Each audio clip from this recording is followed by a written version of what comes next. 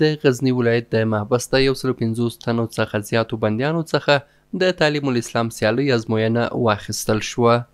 د ازموینې چې د غزنی د زندان په محوطه کې د بندیانو په پراخ ګډون سره واخیستل شوه د یوې روزنیزې لړۍ برخه ده چې د بندیانو د دیني پوهې د ښه والي او د اسلامي ارزښتونو د پیاوړتیا لپاره پیل شوې ده.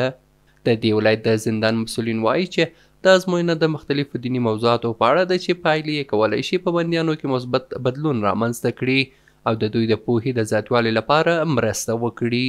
دغه سیالۍ د تعلیم الاسلام په نوم باندې یو دیني کتاب دی د زندانیانو د فکري روزنې د په خاطر او د دوی د دینی تعلیم د سویې د لوړولو په خاطر باندې دغه سیالي د الکوثر فکري او فرهنګي ادارې او د غزنی ولایت د زندان د تعلیم او تربیه امیرت په هماهنګۍ باندې په لاره اچول شوې وې. په دغه سیالیو کې تقریبا 120 نفره ذکورو ګډون کړی و، 6 نفره اطفال او 22 نفره زنانه په دې کې اشتراک کړی و. په همدې حال کې ځینې بندیانو هم د دې ازموینې د پیل کېدو سره خوښي څرګنده کړه او وایي چې دا پروګرامونه نه یوازې د دوی د دیني پوهې د زیاتوالي لپاره مرسته کوي بلکې د غوره راتلونکي لپاره هڅه او هیله راپاروي. استادای نهایت با استعداد با سواد در خدمت ما زندانیان قرار داره و شب و روز تلاششان بر این است برای بهبودی یا اندیشه مثبت ایجاد کردن برای زندانیان.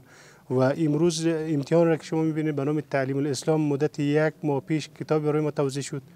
کتاب تعلیم الاسلام مسائل دینی را تشریح میکنه. ما در زندان واقعا درس‌های دینی اسلامی زیاد داریم. ما تونستیم در این امتحانات شرکت کنیم و خیلی از دین و از اسلام باخبر شویم. د ازموینه په داسې حال کې واخیستل شوه چې د دې څخه مخکې هم د غزني په زندان کې ډیرې روزنیزې دورې پیل شوې وې او بندیانو وکولی شول چې له دې څخه پوره ګټه واخلي.